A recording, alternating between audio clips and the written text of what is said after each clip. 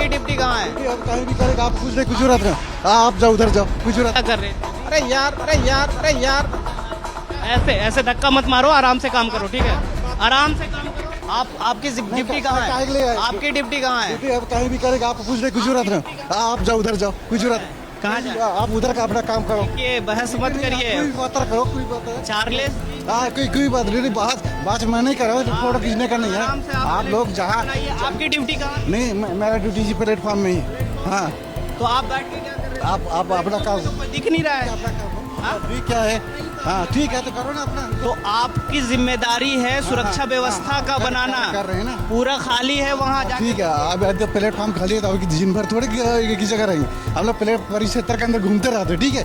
हाँ बस यही है अपना काम, और कुछ भी नहीं। लेकिन कोई घूम तो नहीं रहा है। कोई घूम रहे रहेंगे कर्मचारी, तब एक दो रहते हैं, ठीक है? कितने कर्मचारी हैं? यहाँ 2-3 रहते हैं, ज़्यादा नहीं रहते हैं, सब बाहर ही बाहर ड्यूटी, ठीक है?